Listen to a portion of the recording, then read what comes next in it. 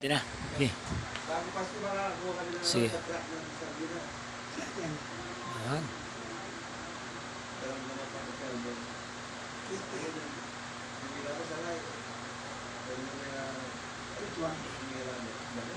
Silakad ka pa rin. Okay. Good luck.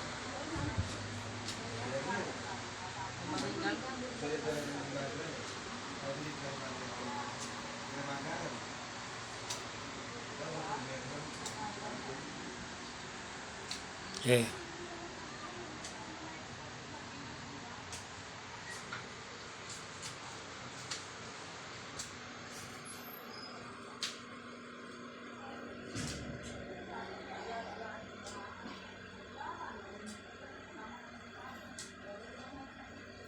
Okay, sige. Good. Good.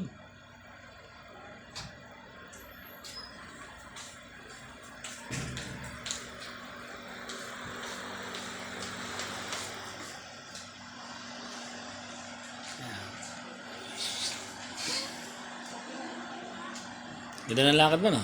Hindi nahirapan? Ayos lang? Okay, very good. So, ito yung 14th session. So, ito yung activities ni Kuya Marcelo before we make a therapy. Ayan. Tayo po tayo ng 3 sets. Ayan. Sige pa. 21 sets. Oo. Super 21, 3 sets. Ayan.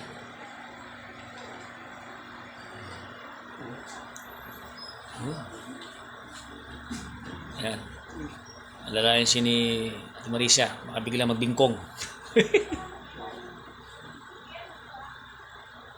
Tapos next week bro, apat na session yan bro. Oo, ay 4 na sets na yan. Sige. Kaya na, ipapractice mo yan bukas sa Lunes. Mataktak ah. Kaya. Okay. So this is a second set for Super 21 na yan.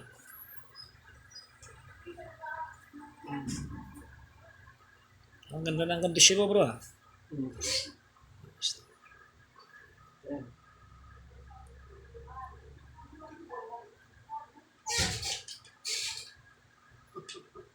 Tataktak yan eh.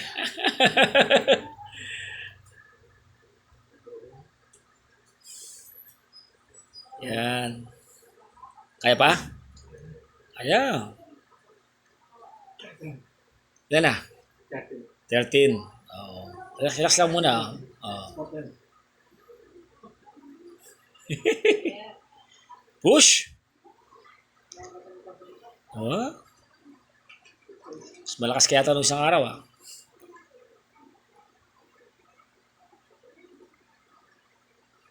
Yan na. Ilan? 16. Oh. Konti na lang. Yan. Punas mo na sa ating Marisa. Yan. Pawisan si Kuya Marcelo. So, purpose po na ito para ma-develop po yung kanyang lower limb as well as yung balakang niya, tsaka yung balancing niya, tsaka yung kanyang femur. Yan. Para mas tumibay yung puntong lalakad niya. Push. Yan na. 19. 20.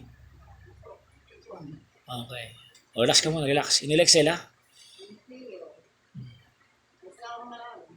Wow.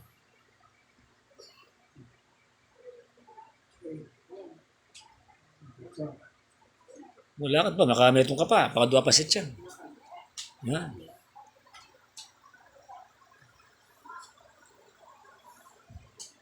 At yung Super 21 mo. Susunod yan. 4 na yan. Yung lakad mo, Brad. Balancing ha.